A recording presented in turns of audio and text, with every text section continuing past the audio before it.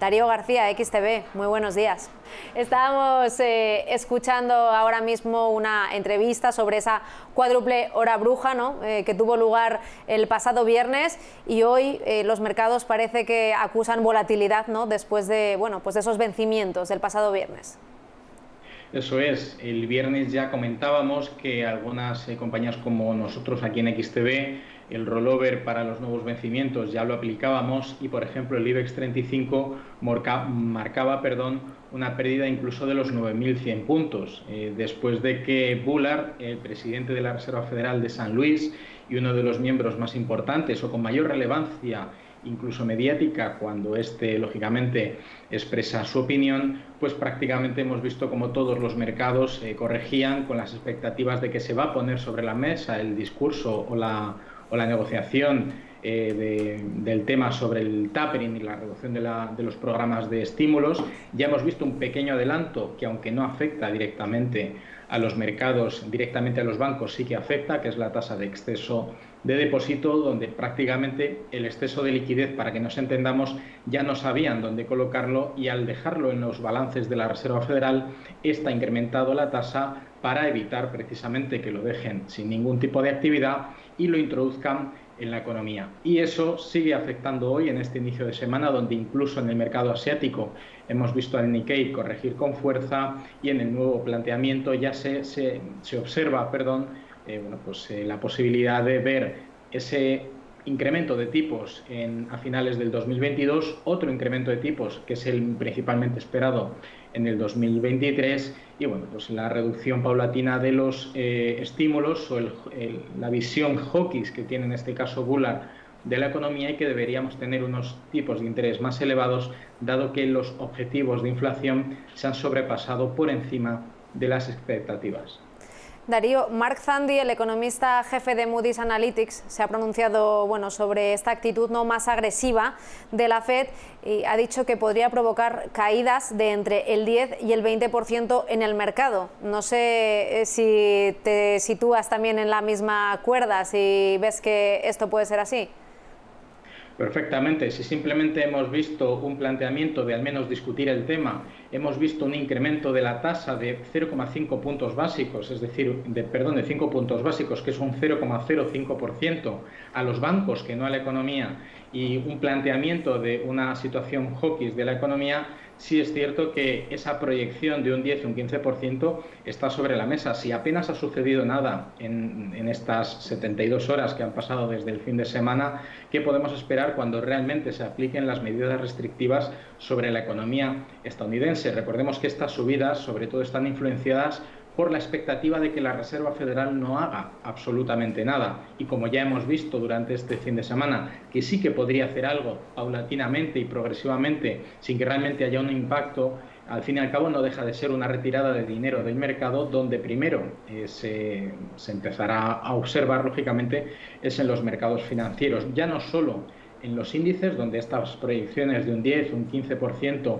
estarían sobre la mesa y serían plausibles, sino que además este efecto tendría un factor multiplicador sobre las criptomonedas, que recientemente hemos visto fuertes correcciones durante el fin de semana, después de haber visto incluso en algunas redes sociales cómo literalmente los grandes almacenes de ordenadores y de tarjetas gráficas que minan en las granjas de minado de criptomonedas se apagaban literalmente por las medidas impuestas por el gobierno chino.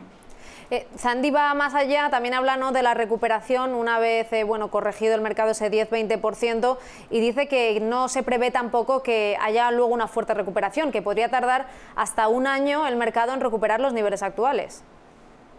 Un año incluso podríamos decir que es ciertamente conservador, simplemente para que nos vayamos planteando de que en el momento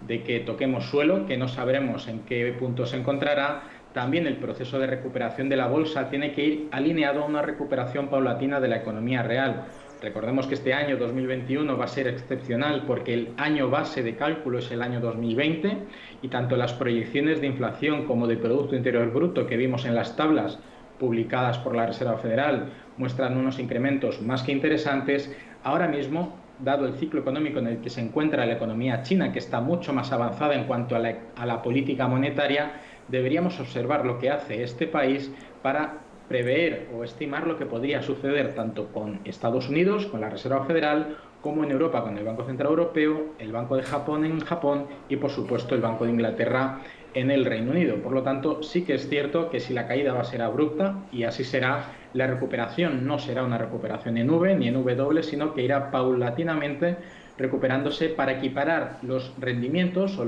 las variaciones porcentuales en la bolsa a las variaciones porcentuales que estamos viendo en los parámetros macroeconómicos. Ya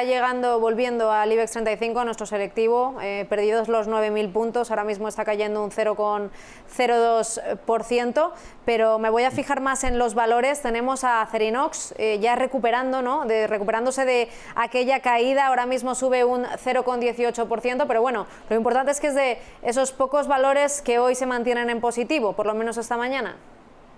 Sí, a ver, al fin y al cabo los componentes industriales que sufrieron una fuerte caída durante la semana pasada, no deja de ser un efecto rebote de la resaca de las fuertes caídas, aunque prácticamente un tercio o solamente un tercio del IBEX 35 está subiendo y no con unas tasas porcentuales realmente elevadas. Prácticamente el sentimiento se lo están llevando negativamente los bancos, el sector turístico y algunas del sector energético, como por ejemplo Repsol, que con las caídas vistas en el petróleo durante la semana pasada todavía está más rezagada respecto a las caídas que vimos en los últimos días, aparte de que concretamente la petrolera se encuentra en una zona de soporte clave que debería intentar aguantar para mantener la estructura alcista que viene desarrollando desde el mes de noviembre, cuando se conocía la noticia de la vacuna de Pfizer. También tenemos a Inditex subiendo,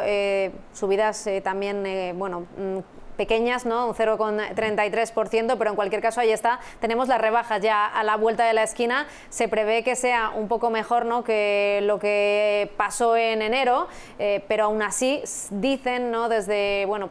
las asociaciones textiles, que aún así no van a recuperar los mismos números que en 2019, que antes de la pandemia, en esta campaña de rebajas, pero sí que han adelantado, ¿no?, esas rebajas que normalmente llegan el 1 de julio y en esta ocasión llegan esta semana. Y tenemos ahí a Inditex que sube un poco, ¿no?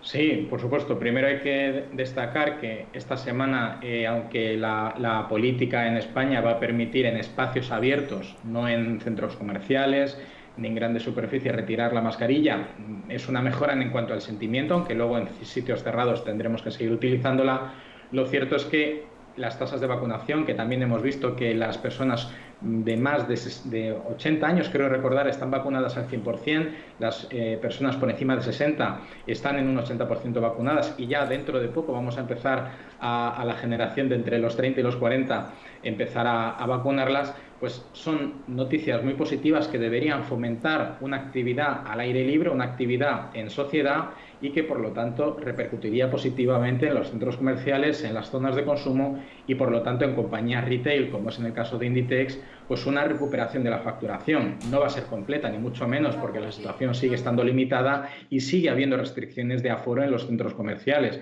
Por lo tanto, si bien debemos ser cautos respecto a la facturación, lo cierto es que se espera que al menos las rebajas fomenten el consumo mucho más del que tuvimos en los mismos periodos, lógicamente, del año pasado. Y otro valor interesante hoy, Acciona, después de publicarse que gana su mayor obra en Estados Unidos por valor de 2.300 millones, y ahí la vemos también, es el quinto valor que más sube ahora mismo.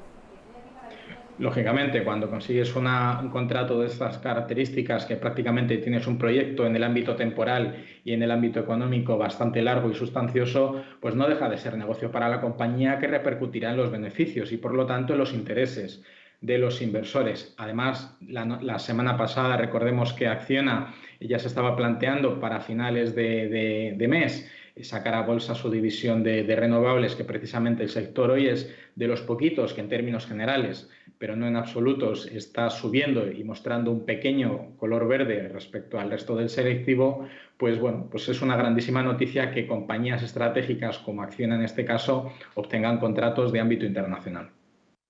Para ir terminando, Darío, el oro, ¿qué hacemos con él? Está subiendo por primera vez en 7 días.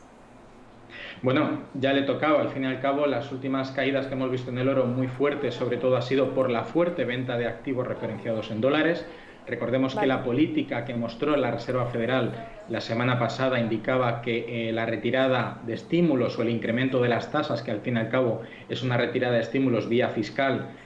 a nivel de las tasas de exceso de depósito de los bancos, pues lo que va a hacer es encarecer o apreciar la divisa norteamericana, y en interés, lógicamente, de aquellos que trabajan con ratios financieros muy estrictos. Incluso el oro ha perdido interés junto con la plata, las materias primas en términos generales, los bonos también han sufrido unas fuertes caídas durante la semana pasada, y bueno, pues la apreciación del dólar es la clave de por qué el oro estuvo corrigiendo fuerte durante la semana pasada, y hoy pues zona de soporte y un poco de resaca para recuperar el precio, que no sabremos si durará esta subida o tardará mucho en recuperar los niveles de máximos relativos que vimos recientemente. Pues Darío García, te tenemos que dejar ya porque está comenzando ya la inauguración del 38º Seminario de la Asociación de Periodistas de Información Económica, así que muchísimas gracias, como siempre. Buenos días, Darío. Un placer, hasta la próxima.